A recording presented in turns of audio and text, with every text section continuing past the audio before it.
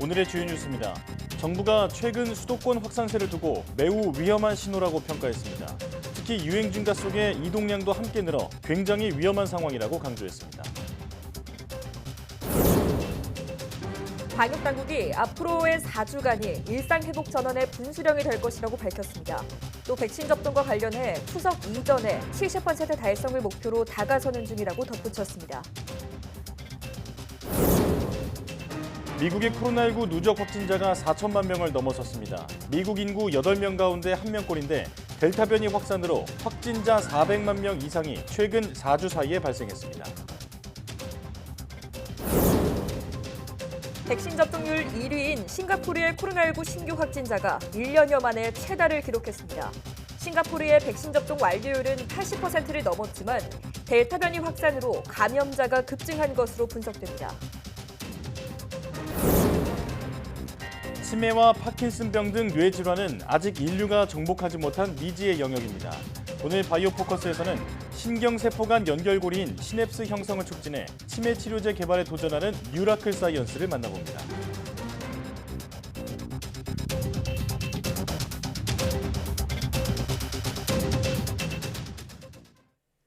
여러분 안녕하십니까? 사이언스 투데이 시작합니다.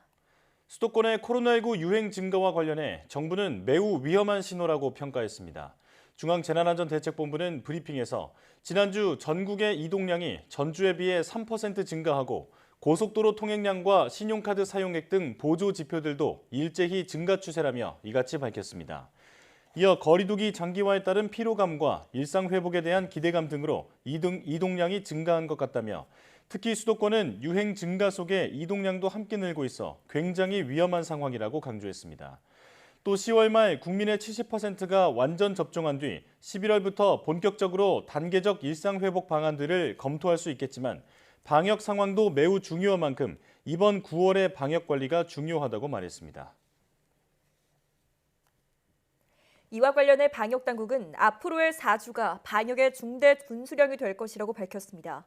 강도태 중앙재난안전대책본부 1총괄 조정관은 중대본 회의에서 이같이 밝히고 철저한 방역수칙 준수와 백신 접종만이 일상 회복의 지름길이라고 덧붙였습니다. 백신 접종과 관련해선 현재 1차 접종률이 61%를 넘은 상황이라며 추석 이전에 70% 달성을 목표로 차근차근 다가서는 중이라고 말했습니다. 최근 대구 가톨릭대병원 등 의료기관을 중심으로 감염이 잇따르자 정부는 앞으로 종합병원에서 간병인이나 상주 보호자의 출입 관리를 더욱 철저히 하기로 했습니다. 정부는 중대본 회의를 열어 종합병원급 의료기관의 방역 관리를 위해 간병인이나 상주 보호자를 전산 등록 방식으로 출입을 통제할 것을 권고하기로 했습니다. 간병인이나 상주 보호자는 PCR 검사 여부를 확인해 음성 증명서를 개별 전산 등록 방식으로 확인하도록 하고 이를 등록하지 않은 경우 면회나 병동 출입을 금지하도록 기능을 설정하는 방안을 검토하고 있습니다. 병원에 상주하며 환자를 돌보는 보호자는 현행 지침대로 1명만 허용되며 상주 보호자를 교대할 경우에는 72시간 내 이뤄진 PCR 음성 결과서를 제출하도록 할 예정입니다. 이달 말 종료되는 중소기업 소상공인 대출 만기 연장 등 코로나19 금융지원 프로그램이 세 번째로 연장될 것으로 보입니다. 금융권에 따르면 금융위원회는 최근 KB국민, 신한 등 6대 시중은행 여신 담당 부행장들과 회의를 열어 3차 연장했을 때 각종 연착륙 방안에 대해서도 논의한 것으로 알려졌습니다.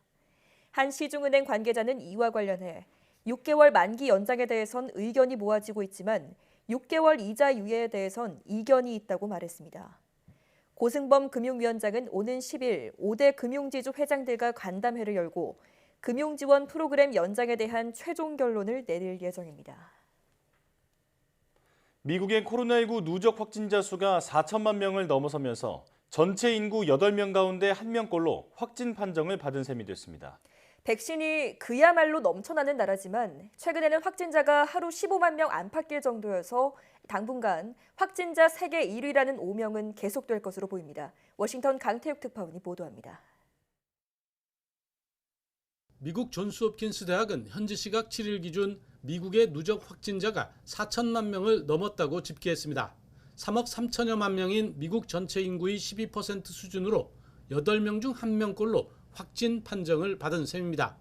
누적 사망자는 65만 명에 육박한 것으로 집계했습니다. 전 세계 확진자의 18.1%, 사망자의 14.2%로 여전히 세계 1위입니다. 백신 생산을 사실상 거의 독점하다시피 하고 있지만 감염자 재확산은 여전합니다. We have a very low vaccination rate in our community here in Idaho, and nobody's masked. And people are like, yeah, it's all open, it's all free, and it's devastating to me. 만 명대까지 떨어졌던 신규 확진자는 6월 말부터 델타 변이가 무섭게 번지면서 다시 늘고 있습니다. 하루 평균 15만 명 안팎의 신규 확진자가 나오고 있는 만큼 이 추세가 언제 멈출지 아니면 더 확산할지 예측하기 힘든 상황입니다. 노동절 연휴로 일주일 하루 평균 신규 확진자가 13만 명대로 떨어진 것으로 집계됐지만 이는 집계가 늦어진 데 따른 것일 뿐입니다. 연휴를 앞둔 지난 3일 공항을 이용한 사람만도 213만여 명으로 코로나19 전인 2년 전에 근접했기 때문입니다. First and foremost, if you are unvaccinated, we would recommend not traveling. 감염자 증가는 입원 환자 증가로 이어지고 있습니다. 텍사스와 플로리다 등 재확산이 확연한 남부주들은 남은 중환자실이 10%가 안 되는 실정입니다. 앤서니 파우치 미국 국립 알레르기 전염병 연구소 소장은 아직 백신을 맞지 않은 미국인이 7,500만 명이라며 앞으로의 방향은 이들에게 달려 있다고 말했습니다. 워싱턴에서 YTN 강태욱입니다. 북유럽의 스웨덴과 핀란드가 곧 대부분의 코로나19 제한 조치를 해제하며 위드 코로나에 합류하기로 했습니다. 그러나 이미 위드 코로나를 시행 중인 영국은 최근 환자와 사망자가 급증하자 깊은 고민에 빠졌습니다. 이 소식은 김태현 기자가 전해드립니다. 스웨덴은 그동안 강력한 봉쇄 조치 대신 공연장과 술집, 식당 등의 인원을 제한하는 수준에서 소극적 방역을 해왔습니다. 최근 확진자가 다시 늘고 있지만 높은 백신 접종률을 기반으로 이달 말부터 공공장소 인원 제한 조치를 모두 해제할 계획입니다. 레나 할렌그렌 스웨덴 보건부 장관은 일상생활로 되돌아가기 위해 한 발 더 나아갈 것이라며 코로나19 제한 조치는 최대한 빨리 해제되어야 한다고 말했습니다. 스웨덴은 15세 이상 인구 중 약 70%가 백신 접종을 모두 마쳤고 82%가 한 번 이상 맞았습니다. 핀란드도 백신 접종 완료자가 80%를 넘게 되는 다음 달 남아있는 방역 조치를 해제하기로 했습니다. 산나 마린 핀란드 총리는 방역 초점이 코로나 검사와 추적, 격리에서 이제 일상 회복으로 옮겨가고 있다며 관건은 접종률을 더욱 높이는 것이라고 강조했습니다. 반면 위드 코로나를 시행 중인 영국은 확진자와 사망자가 급증하며 고민에 빠졌습니다. 이달 말부터 인파가 몰리는 장소에서 백신 여권을 도입할 계획이지만 세부 방안은 아직 나오지 않았습니다. The worst thing we can do for those venues is to have a sort of open shut strategy. 영국 당국자들은 방역 규제 재도입은 최악의 선택이며 최후의 수단이라고 말하면서도 일말의 가능성을 남겨두고 있습니다.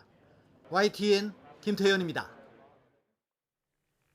세계에서 백신 접종 완료율이 가장 높은 싱가포르의 코로나19 신규 확진자가 1년여 만에 최다를 기록했습니다. 싱가포르 보건부는 신규 확진자가 332명 발생해 지난해 8월 5일 이후 가장 많았다고 밝혔습니다.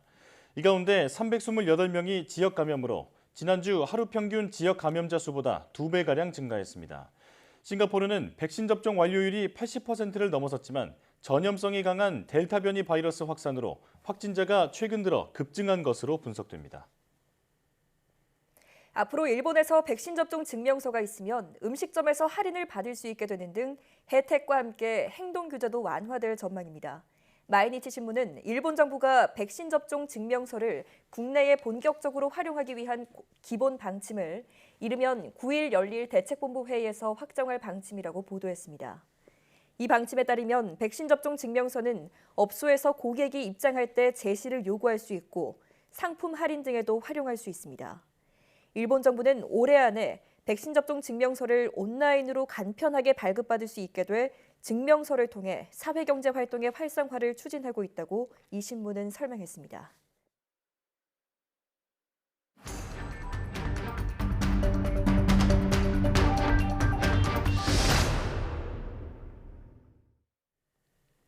신규 확진자가 역대 6번째로 2,000명을 넘은 가운데 수도권은 역대 최다를 기록했습니다.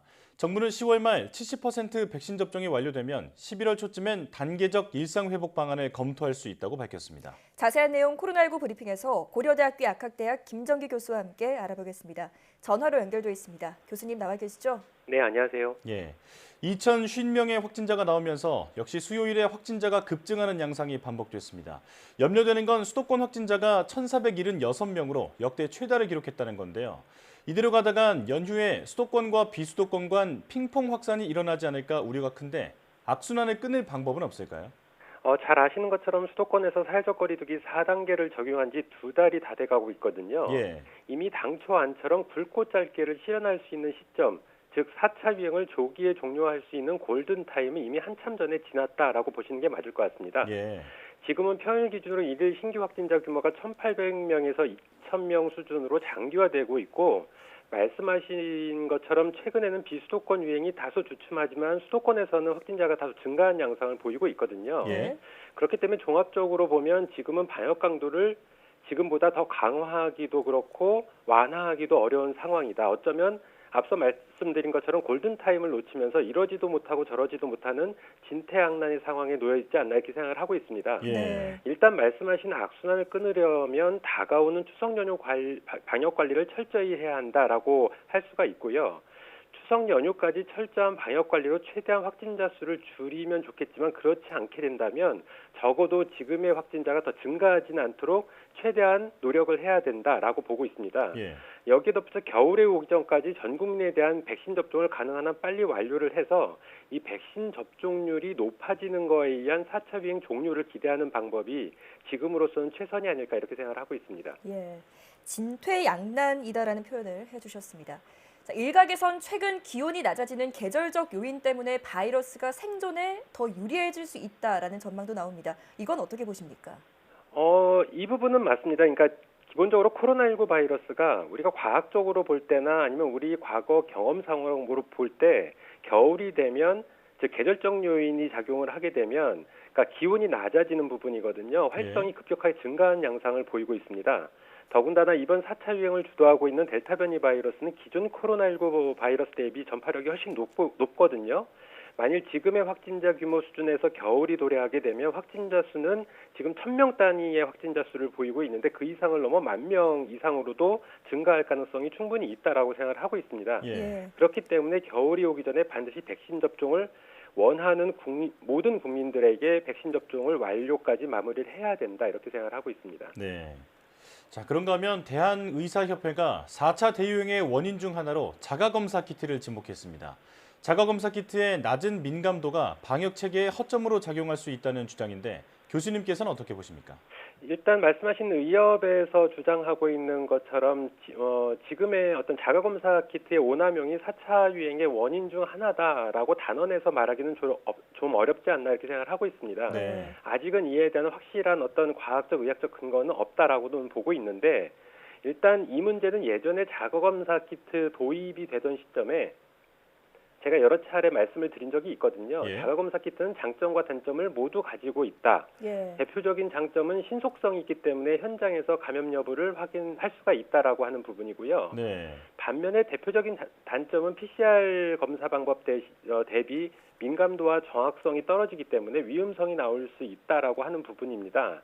근데 이 장점과 단점의 정도를 비교했을 때 장점보다는 단점이 더 크기 때문에 당초 저는 자가검사 키트 도입을 반대하는 입장이었거든요. 예. 하지만 일단 지금 도입이 된 만큼 만일 장점을 잘 활용을 하게 된다면 감염 환자를 조기에 확인할 수 있는 목적으로 제한적으로 사용을 했을 때 분명히 유용성은 있다라고 보고 있고요. 예. 문제는 숨은 감염자를 찾는 목적으로만 사용을 해야 되는데 마치 일반 국민들께서 확진 PCR 검사 대용으로 사용하는 사례가 있을 수가 있거든요. 네. 그래서 이 부분이 문제가 되는 건데 이 부분에 대한 어떤 해결 방법 중에 하나는 보건당국이 지속적인 대국민 홍보가 필요하지 않나 이렇게 생각을 하고 있고요. 예. 일단 검사 키트에도 문구가 반드시 들어가야 된다. 그러니까 이런 문제점이 있다라는 부분을 반드시 국민들께 알릴 필요가 있다라고 생각을 하고, 약간 이 부분은 검토는 필요한 부분인데 지금은 일반 대형마트나 편의점에서도 구매가 가능하거든요. 예. 근데 이 부분을 약국에서 판매를 하게만 허용을 하게 되면 약사분들께서 판매하실 때 분명히 숙지를 시킬 수가 있습니다. 그래서 예. 이러한 부분도 방법이긴 하나, 원래 취지 자체가 편의성을 높이는 거다 보니까 이 부분에 대한 어떤 논란의 여지는 있다, 이렇게는 보고 있습니다. 예, 국민이 오인하지 않도록 정부가 좀 홍보를 잘 해야겠습니다. 백신 얘기도 이어서 해보겠습니다. 4분기부터 국내에서 12세에서 17세 소아 청소년에 대한 접종이 시작될 예정인데요.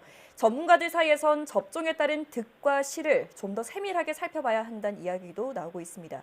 교수님께서는 어떻게 생각하십니까? 일단 방역당국에서 말씀하신 것처럼 4분기에 접종 계획을 잡고 있기 때문에 아직은 이제 몇 달 동안 시간이 좀 있습니다. 예. 그래서 이 기간 동안에 일부 전문가들의 의견도 분명히 의미는 있다라고 생각을 하고 있고, 소아청소년의 경우에는 득과 실이 모두 갖고 있습니다만 그 성인 대비 이 득 부분에 대한 의문점이 좀 있거든요. 그러니까 네. 물음표가 좀 있기 때문에 특히나 우리나라 같은 경우에 이제 화이자 백신을 접종을 하게 되는데, 이 mRNA 백신 같은 경우에 소아청소년들에 있어서 심근염 발생 비율이 성인보다 높거든요. 예. 그래서 반드시 득이 있는 거냐라는 부분입니다. 그래서 이 부분에 대한 남은 기간 동안 면밀한 검토는 필요하다라고 생각을 하고 있고, 이 부분을 해결할 수 있는 한 가지 방법 중에 하나는 성인 대비 소아청소년들에 대한 접종 용량을 줄이는 방법도 고민을 해봐야 된다라고 생각을 하고 있습니다. 예.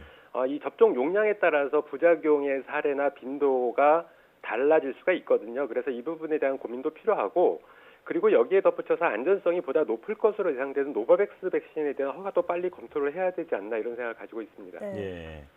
자, 다음은 가장 큰 관심을 받고 있는 주제인데요. 정부가 10월 말 백신 접종이 완료되면 11월부터 단계적 일상회복 방안 적용을 검토할 수 있다고 밝혔습니다. 이 11월이 시기적으로 무리는 없다고 보십니까? 지금으로서는 특정 시점을 예상하기는 말씀드리기 좀 어렵다, 이렇게 생각을 하고 있고요. 예. 제가 생각하는 단계적 일상회복 방안의 적용 시점이 아닌 검토 시점은 백신 접종을 원하는 모든 국민들께서 2차 접종까지 완료한 시점이 검토 시점이 아닐까라고 생각을 하고 있습니다. 예. 그리고 그 이후에도 적용 방법도 급격한 완화가 아니라 단계별 보수적인 완화가 반드시 필요하다라고 생각을 하고 있고요. 네. 방역 관리는 격상을 할 때는 선제적으로 하는 게 맞고, 완화는 보수적으로 접근하는 게 맞다라고 생각을 하고 있습니다. 여기에 앞서도 잠깐 말씀드린 것처럼 mRNA 백신이 아닌 보다 안전성이 높은 백신 허가가 이루어진다라고 하면 백신 접종률도 보다 더 높일 수가 있거든요. 예. 그렇게 되면 보다 원활한 단계적 일상 회복이 이루어지지 않을까라는 기대감을 가지고 있습니다. 예. 자, 최근 변이 바이러스 확산과 함께 돌파 감염 추정 사례도 함께 늘고 있습니다. 그런데 교차 접종자의 경우 발생률이 비교적 낮게 나타났거든요. 어떤 이유로 보십니까? 이 부분은 돌파 감염 추정 사례에 있어서 모더나가 0.008%로 가장 많고, 그 다음이 말씀하신 교차 접종 0.019%다. 그 다음에 화이자, 아스트라제네카, 얀센 백신, 이런 순으로 돌파 감염 추정 사례가 높다라고 방역당국이 발표한 부분이거든요. 네. 근데 이 부분은 일단 근본적으로 각 그룹별 데이터 값이 통계학적으로 유효성이 있느냐 하는 부분이 좀 따져봐야 된다라고 생각을 하고 있습니다. 예. 만약에 통계학적으로 유의성이 있다라고 하는 가정하에 말씀을 드리면, 일단 얀센 백신 같은 경우에는 돌파 감염 사례가 가장 높게 나오고 있거든요. 이 부분이 1회 접종이기 때문에 그렇다라고 볼 수가 있고, 예. 같은 mRNA 백신인 모더나나 화이자를 비교했을 때 모더나에서 돌파 감염 사례가 적습니다. 이 부분은 모더나의 접종 용량이 높기 때문에 그렇지 않나, 이렇게 생각을 하고 있습니다. 예. 그리고 나머지 그 mRNA 백신과 그 아데노바이러스 벡터 백신인 아스트라제네카나 얀센을 비교했을 때에는 일단 mRNA 백신이 그 아데노바이러스 벡터 백신보다는 효능이 좀 더 높아 보인다, 이렇게 추정을 하고 있거든요. 그래서 네. 이렇게 과학적으로는 추정은 가능하나, 먼저 앞서 말씀드린 것처럼 통계학적으로 이 데이터 값이 유의성이 있느냐, 이 부분은 먼저 따져봐야 된다, 이렇게 보고 있습니다. 네, 지금은 추정 단계다, 이렇게 볼 수 있겠습니다. 3차 접종을 시행 중인 이스라엘이 4차 접종까지 검토하는 것으로 알려졌습니다. 접종 시행 시점까지 구체적으로 언급되진 않았는데요. 이스라엘의 4차 접종 검토 어떻게 보십니까? 글쎄요, 이스라엘 같은 경우에는 일단 다른 해외 국가들 대비 약간 감염자의 발생 현상이 좀 다른 특성이 좀 있습니다. 예. 그러니까 일반적으로 해외 국가들 중에서 백신 접종률이 높은 국가들을 비교했을 때 지금 감염자가 크게 증가하는 국가, 대표적으로 미국이나 영국 같은 경우에는 일단 백신 미접종자에서 감염 사례가 많거든요. 예. 근데 이스라엘 보건당국에서 발표하는 데이터 값은 그러니까 백신 접종이 완료된 사람들 중에서도 감염 사례가 많은 걸로 이렇게 보고되는데, 일단 이런 부분 때문에 이스라엘 그 보건당국에서는 4차 접종까지 지금 계획을 하고 있지 않나 이렇게 생각을 하고 있습니다. 예. 그러니까 만일 이스라엘 보건당국의 데이터 값이 맞다라고 하면 4차 접종이 현재로서는 변이 바이러스에 대한 백신이 개발되지 않았기 때문에 유일한 대안이다라고는 볼 수 있는데, 예. 다른 측면으로 해외 국가, 다른 국가들의 상황과 종합적으로 볼 때는 이스라엘이 지금 1회 접종까지 받은 인구 대비 접종자 비율이 66%고 2회 접종을 완료한 비율이 61%거든요. 예. 그러니까 그렇게 높은 수준은 아직은 아닙니다. 그렇기 네. 때문에 나머지 미접종자들에 대한 어떤 백신 접종, 그 수용성을 끌어올리려는 노력이 보다 더 먼저 선행되어야 되는 게 아닌가라고 생각을 하고 있고요. 그리고 앞서도 말씀드렸던 것처럼 이렇게 단계별로 일상 회복을 검토를 할 때에는 급격한 방역 조치 완화는 큰 문제를 일으킬 수 있다. 그렇기 때문에 보수적으로 단계별로 서서히 완화하는 게 필요한데 이스라엘은 그렇지 않고 있거든요. 그래서 이 부분에 대한 근본적인 개선도 같이 필요한 게 아닌가 이런 생각을 가지고 있습니다. 예. 우리도 앞으로 좀 지켜봐야겠습니다. 지금까지 고려대학교 약학대학 김정기 교수와 함께했습니다. 교수님 고맙습니다. 네, 감사합니다.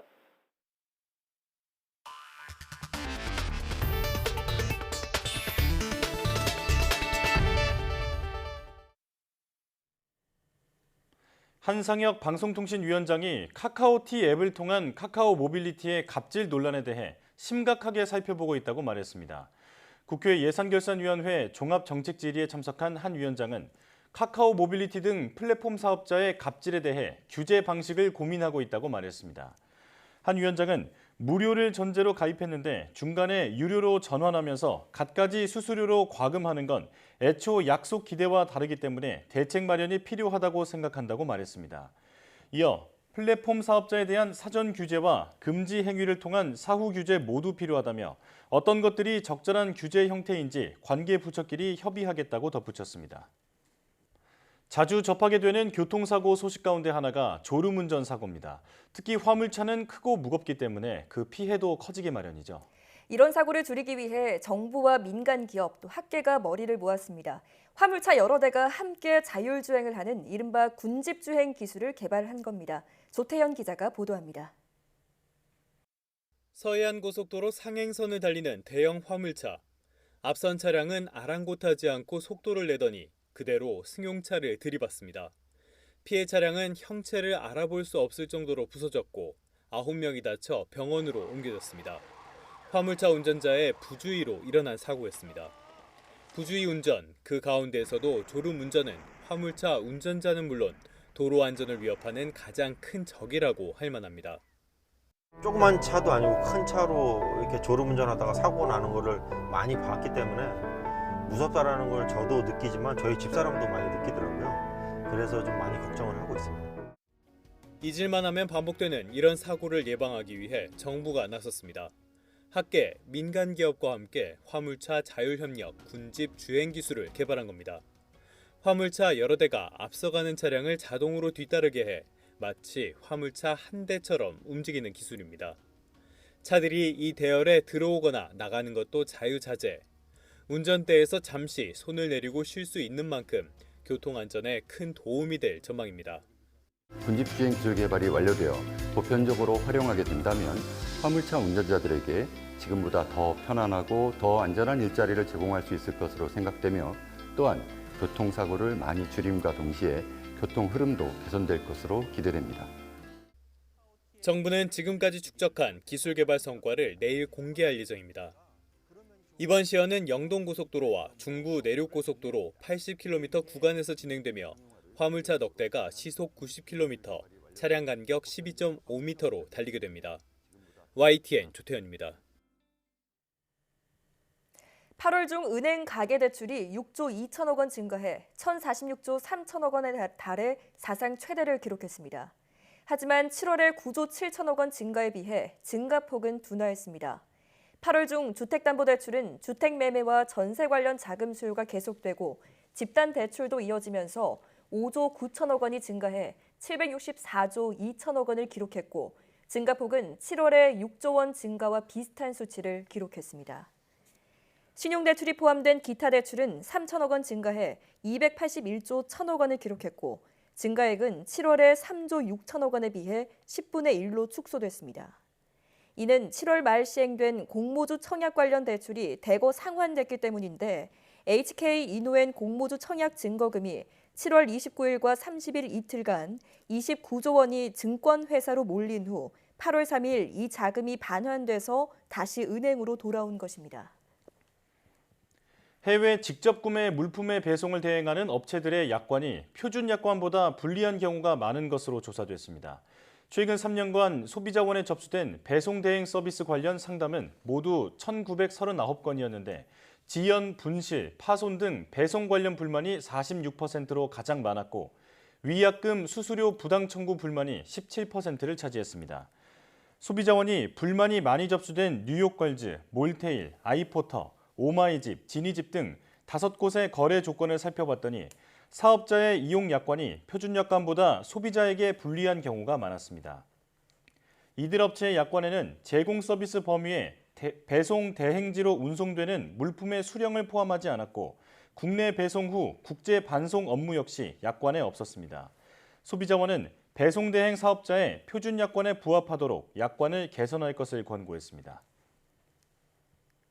BTS의 버터가 다시 한번 미국 빌보드 메인 싱글 차트에서 1위에 올랐습니다.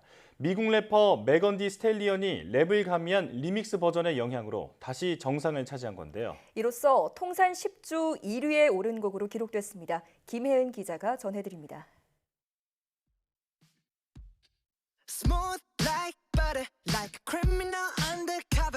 지난 5월 발표한 버터는 올해 빌보드에서 가장 오랜 기간 1위에 오른 곡입니다. 7주 연속 1위를 지킨 뒤 자신들의 신곡에 1위를 물려줬다가 다시 2주 연속 정상에 올랐습니다. 이후에도 계속 10위권을 지키던 버터는 다시 1위에 올랐습니다. 메간 디 스텔리언의 힘있는 랩이 신선함을 더했습니다.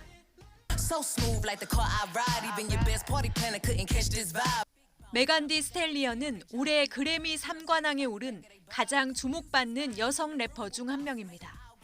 재계약 문제로 갈등 중인 소속 음반사가 이번 곡에 반대하자 법원 힘까지 빌려서 발표했습니다. 법원에 낸 탄원서에서 글로벌 팬덤을 구축한 BTS와의 작업은 해외 시장에서 더 크게 도약하는 데 도움이 될 수 있다고 밝히기도 했습니다. BTS 팬들도 압도적인 다운로드량으로 이번 리믹스 곡에 화답했습니다. 빌보드에서 인기 가수들이 서로 리믹스로 참여해 곡의 인기를 끌어올리는 일은 흔한 일입니다. BTS 역시 지난해 세비지 러브에 참여해 해당 곡을 정상에 올리기도 했습니다. 앞으로도 싱글곡을 발표를 했을 때 여기에 피처링에 참여하고자 하는 세계적인 팝가수들이 늘어날 수밖에 없고 또 다른 팝가수의 팬들까지도 유입을 시킬 수 있기 때문에 훨씬 더 외연이 확장되는 효과가 있어서 앞으로 더 기대가 됩니다. 올여름 빌보드에서 가장 뜨거운 노래였던 버터. 1위로 시작해서 1위로 여름을 마무리하게 됐습니다. YTN 김혜은입니다. 20년 만에 아프가니스탄 재집권에 성공한 탈레반이 새 정부의 주요 내각 명단을 공개했습니다. 그동안의 예상과는 다르게 새 정부의 수반으로 탈레반의 2인자가 아니라 경량급 지도자 하산이 임명된 건데요. 이번 내각이 과도 정부가 될 것이라는 분석이 나오고 있습니다. 보도에 최문석 기자입니다. 정부 수반에는 물라 모하마드 하산 아쿤두가 임명됐습니다. 부수반에는 그동안 수반 후보로 거론됐던 탈레반 2인자 압둘 가니 바라다르가 임명됐습니다. 내무장관은 탈레반 영계 조직인 하카니 네트워크를 이끄는 시라주딘 하카니가 맡게 됐습니다. 하산 신임 수반은 그동안 군사 업무보다는 종교 관련 분야에서 일을 해와 탈레반 2인자 바라다르에 비하면 무게감이 떨어지는 경량급 지도자로 분류됩니다. 이 때문에 이번 내각은 과도정부 형태로 분석됩니다. इस्लामी इमारत प्रेकडा वकळत چې د اړینو حکومتي چارو د پرمخ بیولو په منظور یو سرپرست کابینه تعیین او اعلان کړی. 이번 인선은 조직 내 정파들이 경쟁 끝에 타협한 결과라고 인도 NDTV는 분석했습니다. 탈레반 최고 지도자인 하이바툴라 아쿤두자다는 내각 발표 후 성명을 내고 이슬람 율법 샤리아에 따라 국가를 통치할 것이라고 밝혔습니다. 인권과 소수자의 권리를 보호하기 위해 진지한 조치를 취할 방침이며 모든 국제협정을 준수할 것이란 점도 약속했습니다. 하지만 이런 약속에도 탈레반은 수도 카불에서 발생한 시위를 해산시키기 위해 공중으로 위협 사격을 하며 강경 진압에 나섰습니다. 여성의 권리 보장을 요구하는 여성들의 시위가 여러 도시로 퍼져가는 가운데 아프간 서부 지역에서 벌어진 시위에서는 탈레반의 강경 진압으로 사망자도 발생했습니다. 이런 가운데 유엔은 아프간에서 식량과 인명 구조를 위한 지원품이 곧 고갈될 것이라며 6억 달러 이상의 지원 자금이 긴급히 필요하다고 진단했습니다. YTN 최문석입니다. 토니 블링컨 미국 국무장관이 미국인들의 안전한 아프가니스탄 대피를 탈레반으로부터 약속받았다고 강조했습니다. AFP와 로이터 통신은 현지 시각 7일 블링컨 장관이 카타르 도하에서 기자회견을 열고 아프간에 남아있는 미국인들의 철수를 위해 외교적 노력을 기울이고 있다고 밝혔다고 전했습니다.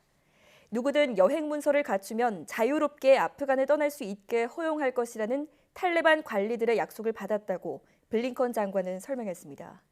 블링컨 장관은 국제사회는 탈레반이 자신들의 약속을 지킬지 지켜보고 있다고 덧붙였습니다.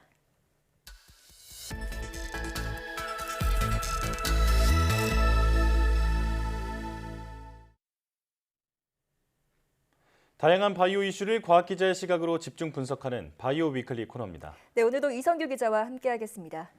어서 오십시오. 안녕하세요. 네, 오늘은 어떤 소식 준비해 오셨나요? 네, 백신 관련 소식입니다. 이스라엘이 변이 바이러스에 맞서 한 사람에게 백신을 4차례 접종하는 방안을 준비하고 있습니다. 일본 정부가 3차 접종 부스터샷을 올해 안에 시작하는 방안을 검토하고 있습니다. 정부가 9월 백신 도입 일정을 보면서 1차와 2차 접종 간격 재조정을 검토하겠다고 밝혔습니다. 예, 4차 접종까지 하게 된다면 빈국들은 더 힘들어지지 않을까 이런 걱정이 되는데 상생하는 방법도 찾아야겠습니다. 자, 잘 들었고요. 오늘 주제는 뇌질환 치료제 관련 기술입니다. 치매와 파킨슨병 같은 뇌 질환은 아직 정복하지 못한 의학계의 숙제로 남아있죠. 네, 오늘 바이오 포커스에서는 신경세포와 신경세포의 연결고리인 시냅스 형성 촉진을 통해 새로운 방식의 치매 치료제를 개발하는 뉴라클 사이언스의 성재영 대표이사와 자세한 내용 알아보겠습니다. 어서 오십시오. 네, 안녕하세요. 네, 나와주셔서 고맙습니다. 자, 회사 이름은 그 회사의 정체성을 담고 있잖아요. 뉴라클 사이언스, 어떤 의미로 만든 이름인가요? 뉴라클은 신경과학을 의미하는 뉴로사이언스와 그다음에 기적을 의미하는 미러클의 합성어입니다. 예. 그러니까 알츠하이머 치매를 비롯한 그런 퇴행성 뇌질환 및 급성 뇌 손상에는 현재까지 뚜렷한 치료제가 없어서 이런 질환으로 고통받는 환자가 완전한 회복을 한다는 것은 기적과 같은 일이라고 할 수가 있습니다. 예. 그렇죠. 따라서 이제 저희 회사는 그 난치성 신경계 질환을 치료하는 그 혁신적인 신약을 개발한다는 의미로 뉴라클이라는 사명을 사용하게 되었습니다. 네. 또 뉴라클 뒤에 오는 사이언스에도 굉장히 중요한 의미가 있습니다. 예. 사실 그 신경계 질환은 고도의 과학적 연구를 통해서만 이를 극복할 수 있는 치료제를 개발할 수 있습니다. 예. 저희 회사는 창업한 지 지금 한 5년 정도 됐지만 지난 15년 동안 저희가 신경과학 연구 분야에서 그런 연구 성과를 바탕으로 해서 세계에서 한 번도 시도되지 않은 새로운 단백질, 그렇지만 신경계에서 매우 중요한 표적 단백질을 발굴할 수 있었습니다. 예. 이러한 사이언스의 성과를 바탕으로 그러니까 첫 번째 파이프라인인 NS101이라는 항체 의약품을 개발할 수 있었습니다. 예. 네. 저희가 아는 한 그 NS101은 치매를 포함한 중추신경계 질환을 치료하기 위한 단백질 의약품 중에서는 국내에서 최초로 글로벌 임상에 도전하는 의약품이라고 할 수 있습니다. 예, 네. 그렇군요. 아무래도 치매는 현재 지금 진행 속도를 늦추는 정도의 치료제만 나와 있고 또 근본적인 치료제가 없기 때문에 오늘 내용이 좀 특히나 반가울 분들이 많을 것 같은데요. 자, 치매와 관련해서는 그동안 아밀로이드 베타를 겨냥한 치료제가 개발됐었지만 번번이 실패했습니다. 어떤 이유 때문일까요? 치매라 함은 사실을 기억하고 사고하는 능력이 급격히 감퇴되는 증상을 의미하는데요. 네. 이것은 사실은 신경세포의 손상을 통해서 나타나게 됩니다. 네. 사실 아밀로이드 베타가 신경세포의 손상을 유발하는 원인이냐 아니면은 뇌세포가 노화됨으로써 나타나는 결과이냐에 대한 논란은 아직도 계속되고 있습니다. 네. 또 그 아밀로이드를 뇌에서 제거하면 과연 신경세포가 다시 살아나는가 이에 대한 질문도 있습니다. 지금까지 그 다수의 아밀로이드 베타 표적 치료제가 임상에 도전했고 아밀로이드 베타 양을 줄이는 데까지는 성공했는데 환자의 인지 기능을 회복시키는 데는 대부분 실패했습니다. 예.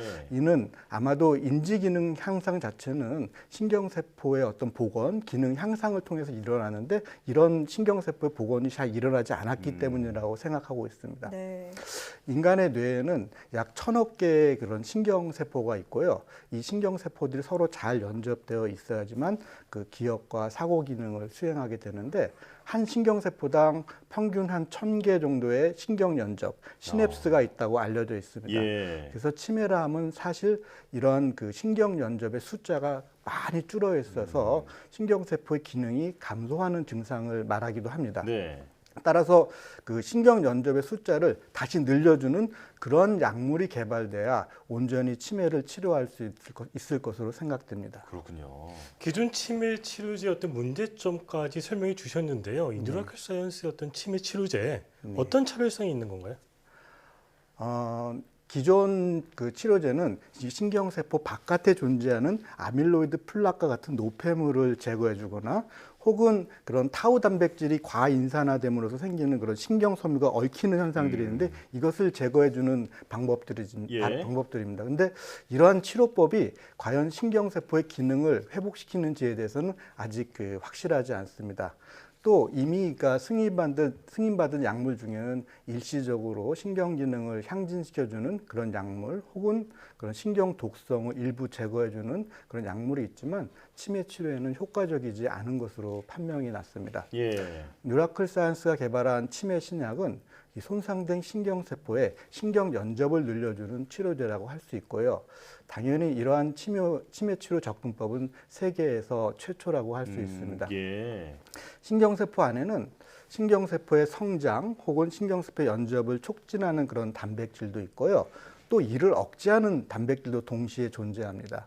그동안 많은 신경과학자들은 대부분 신경 연접을 촉진하는 그런 단백질만 연구해 왔었는데 뉴라클 사이언스는 유일하게 신경 연접을 오히려 억제하는 단백질을 연구해 왔습니다. 그러니까 저희가 개발한 그 NS101이라는 이런 항체 의약품은 이렇게 신경 연접을 가로막는 단백질을 제거해주는 그런 기전으로는 그 세계 최초의 항체 의약품이라고 할 수 있습니다. 예. 따라서 그 신경세포에 NS101을 처리해주면 신경세포 성장이 빨라지고 신경세포 간의 연접이 눈에 띄게 이렇게 증가하는 현상들을 볼 수가 있습니다. 예. 기존의 신경치료제가 일시적으로 신경 기능을 향상시키는 그런 효과와는 다르게 NS105는 신경세포의 구조를 안정화시킴으로써 신경세포 스스로 기능을 향상시킬 수 있는 그런 의약품이라고 할 수 있습니다. 그렇군요. 그러니까 기존 치료제가 하지 못했던 그 신경세포의 기능 복원까지도 이제 노리고 있는 네, 그런 이제 신약 후보 물질이다 이렇게 정리할 수 있겠는데요. 자, 그렇다면 그 말씀해주신 NS101의 동물 실험 결과 소개해 주시죠. 지금까지 그 치매를 유발하는 다양한 동물 모델들이 개발돼 왔습니다. 네. 대표적으로는 이제 아밀로이드 베타를 많이 만들어서 치매를 유발하거나 혹은 그 타우 단백질의 과인산화를 유도해서 그 치매를 유발하는 동물 모델이 있는데요. 네. 근데 아밀로이드를 표적화로 하는 약물들은 아밀로이드는 제거는 잘하지만 사실은 타우를 제거하지 못합니다. 반면에 타우를 표적으로 하는 약물은 아밀로이드를 제거할 수 없겠죠. 예. 저희가 개발한 그 NS1호는 아밀로이드 혹은 타우에 의해서 유발된 그런 치매 동물 모델에서 다 신경세포의 기능을 회복시키고로서 그 치매 동물의 그 인지 기능을 향상시킨 효과들을 볼 수가 있었습니다. 또 흥미롭게도 저희 약물이 아밀로이드나 타우 단백질을 표적으로 하지는 않지만 이런 저희 NS101이라는 약물을 이 동물 모델에 처리하면 아밀로이드나 타우도 부분적으로 이렇게 제거되는 그런 효과도 발견했습니다. 이는 그 신경세포가 건강해짐으로써 스스로 치유 능력을 가졌기 때문이라고 생각하고 있습니다. 네. 이처럼 저희 약물은 그 신경세포 자체를 건강하게 하는 특징이 있어서 여러 가지 신경병리적인 조건에서도 효과가 있는 걸 알 수가 있는데요. 예를 들어서 완전히 신경병리적 조건이 다른 루게릭병이라든가 혹은 척수손상 동물 모델에서도 NS101의 그 효과를 관찰할 수 있었습니다. 그렇군요. 네, 뿐만 아니라 근데 NS101이 루게릭병과 척추 손상에서의 동물 실험도 이루어졌다고 들었습니다. 여기에서는 어떤 결과가 있었나요? 루게릭병은 그 척수에 있는 운동 능력을 관장하는 운동신경 세포가 이렇게 서서히 소멸되면서 일어나는 병입니다. 따라서 이에 따라서 그 척수도 이렇게 줄어들고요. 이렇게 부피가 줄어들고 근육도 이렇게 마비가 돼가는 그런 현상들이 나타나는데 저희 그 NS101이라는 약물을 처리하면 운동신경 세포가 오랫동안 생존해서 그 척수 위축이 크게 억제되고 그런 루게릭병을 그 진행을 크게 늦출 수 있는 결과를 얻었습니다. 또 척수가 이렇게 손상이 되면은 신경세포의 그런 섬유 다발이 이렇게 끊어지어서 결국은 우리가 하반신이 잘 못 움직이는 그런 현상들이 나타나게 됩니다. 근데 신경세포는 원래 매우 느리지만 일정 정도는 이렇게 회복할 수 있는 능력이 있는데 저희 약물을 처리하게 되면은 신경세포의 회복이 매우 빠르게 진행돼서 그 척수 손상을 입은 동물들이 이렇게 하체가 이렇게 잘 움직이는 그런 현상까지도 그 관찰할 수 있었습니다. 그렇군요. NS101 그 동물 실험에서 좋은 결과가 나왔잖아요. 네. 이 임상 시험은 어떻게 진행이 되는지 좀 구체적으로 설명해 주시죠. 네, 저희 임상 시험과 관련돼서는 저희가 올해 4분기 내에 그 NS101을 그 북미에서 캐나다에서 임상 시험 진입을 추진하고 있습니다. 현재 그 글로벌 CRO와 캐나다 그 식약처에 제출할 수 있는 임상 허가 그 서죠. 이것을 준비하는 작업들이 거의 그 마무리 단계에 와 있습니다. 그다음에 사업 개발과 관련돼서는 금년 초부터 저희 회사가 이제 처음으로 이제 세계 시장을 이제 노크를 했는데요. 그래서 바이오 유럽, 그다음에 바이오 US 미팅들에 참가하면서 그 저희 NS101의 그 글로벌 파트너링을 추진해 왔습니다. 그 저희가 밝힐 수는 없지만 이제 다수의 이제 빅파마라고 하는 다국적 제약 회사들이 저희 회사와 비밀 유지 계약을 맺고 기술 검토 및 논의를 진행하고 있습니다. 그래서 이 북미 임상을 저희가 진입할 수 있으면은 이러한 파트너링 논의가 더욱 활성화가 될 것이라고 기대하고 있습니다. 네. 그래서 이런 그 글로벌 빅 파마들과의 파트너링, 그 다음에 북미 임상 진입 이것을 통해서 저희 회사가 내년에는 그 코스닥을 상장할 수 있도록 추진할 계획입니다. 저희 회사에는 그 NS101 말고도 NS200, NS400 시리즈 그런 파이프라인이 있습니다. 그동안 뉴라클 사이언스는 의생명과학 분야의 빅데이터를 기반으로 해서 신약 후보 물질들을 발굴해 왔습니다. 근데 이러한 기술에다가 최근에 도입된 인공지능 기술을 좀 더 추가해 가지고 그런 새로운 그런 신약 후보 물질들을 발굴 연구를 계속 추진해서 이 파이프라인을 확대할 계획입니다. 자, 오늘 설명을 들어보니까 혁신적인 치매 치료제가 하루빨리 개발되기를 저도 바라게 되는데요. 자, 그 2015년에 이제 설립이 된 젊은 회사잖아요. 네, 그렇습니다. 그 회사를 운영하시면서 여러 가지 느끼신 점이 많을 것 같은데요. 자, 마지막으로 국내 그 바이오 생태계에 대한 제언 한 말씀 해주시죠. 저희가 그 건전한 바이오 생태계 조성 이런 부분들 얘기할 수 있지만 사실 우리가 좀 알아야 될 것들은 현재 그런 바이오 생태계가 전 세계적으로 급변하고 있다는 사실을 먼저 인식해야 될 것 같습니다. 예를 들어서 우리 유전체 안에는 약 2만 개의 유전자가 있는데 현재까지 그런 약물의 표적이 된 유전자는 단지 1,000개뿐입니다. 이는 전체 유전자의 5%에 해당하는 거고요. 지난 1970년부터 이제 생명과학, 유전학들이 계속 발전해 왔는데, 근데 그동안 그러면 50년 되는 기간 아닙니까? 50년 되는 기간 동안 우리는 겨우 5%의 만 되는 그런 유전자, 단백질에 대해서만 매우 잘 알고 나머지 단백질을 잘 모르는 그런 네. 상황이고요. 예. 또 이런 5% 유전자만 가지고 난치성 질환을 치료하겠다고 해왔던 것입니다. 그렇군요. 근데 최근에 이제 그런 바이오 빅데이터 연구가 진행되면서 나머지 95% 유전자에 대한 연구가 매우 활발하게 진행되고 있습니다. 그래서 저는 이런 나머지 95% 유전자 중에서 혹은 단백질 중에서 난치성 질환을 치료할 수 있는 그런 표적이 있을 것이라고 생각합니다. 예. 최근에 그 AI 기법이 도입되면서 그 나머지 그 90%에 해당하는 유전자에 대한 연구들은 지난 그 5%를 연구하는데 들어갔던 그 시간보다는 예. 훨씬 짧은 시간에 나머지 것들도 저희가 그 공부할 수 있다고 생각합니다. 네. 따라서 국내 제약업계에서도 이런 시대적 흐름에 맞추어서 그러니까 새로운 그런 신약 후보 물질들을 AI 기법, 그다음에 빅데이터를 위해서 선점하려고 하는 그런 노력이 있어야 될 것 같고요. 예. 사실 이 세상은 저희를 많이 기다려주지 않습니다. 네. 시간이 많지 않으니까 이를 위해서는 우리 바이오 벤처들과 국내 대기업, 국가, 학교 간의 그런 새로운 형태의 그런 협력 모델을 빠르게 개발해야 된다고 생각합니다. 네. 앞으로 많은 관심을 가져봐야겠네요. 자, 뉴라클 사이언스에서 개발 중인 치료제가 얼른 상용화돼서 회사명에 담겨 있듯이 기적처럼 치매 환자들의 삶의 질이 좀 높아질 수 있는 환경이 만들어질 수 있었으면 좋겠습니다. 지금까지 뉴라클 사이언스의 성재영 대표이사 그리고 이성규 기자와 함께했습니다. 오늘 나와주셔서 고맙습니다. 네, 고맙습니다.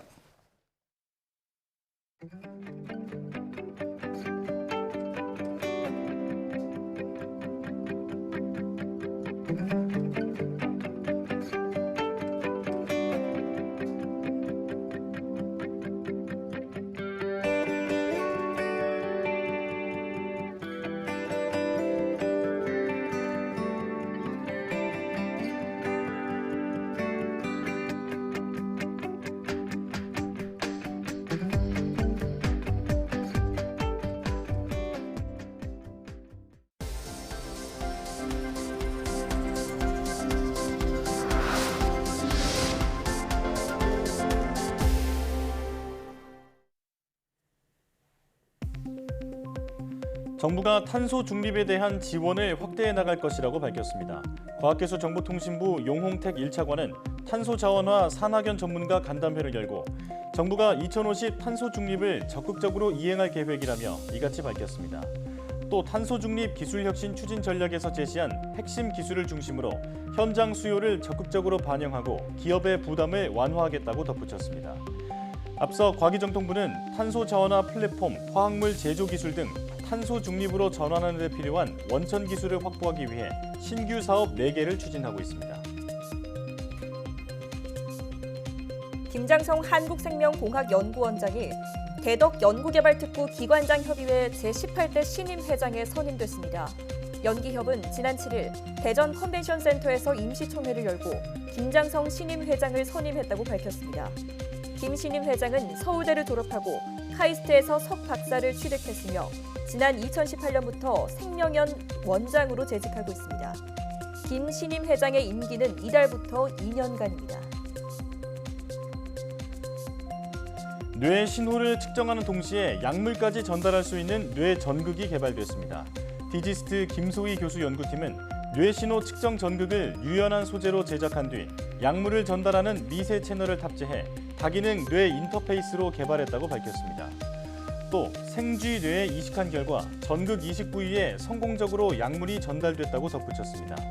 이번 기술을 활용하면 뇌 전극이 이식된 곳에 항염증 약물을 전달할 수 있어 거부 반응을 줄이는 등 전극 수명을 늘릴 수 있을 것으로 기대됩니다. 국내 연구진이 종이접기 원리를 이용해 기존보다 작고 유연한 연료전지를 개발했습니다. 기초과학연구원과 강원대 공동연구팀은 주름진 빨대 형태의 연료전지를 설계하고 무거운 고정장치 없이도 형태가 유지되도록 만들었다고 밝혔습니다. 또 연료전지를 접어 부피를 절반으로 줄일 수 있고 무게도 기존 연료전지의 절반 수준이라고 덧붙였습니다. 이번 연료전지는 소형 전자기기에 최적화돼 스마트폰이나 드론 등에 적용될 수 있을 것으로 기대됩니다.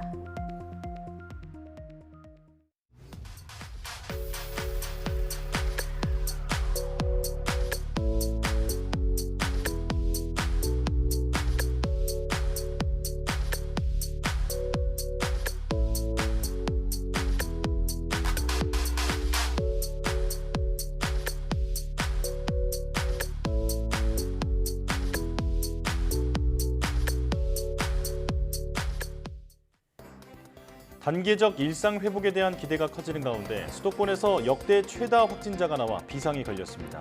추석 연휴에 수도권에서 비수도권으로 확산세가 다시 이어져 전국적 확산이 일어날 우려가 큰 상황인데요. 확산세부터 진정돼야 단계적 일상 회복 논의가 가능한 만큼 일상에서 방역에 더 힘써야겠습니다. 사이언스 투데이 마칩니다. 함께해 주신 여러분 고맙습니다.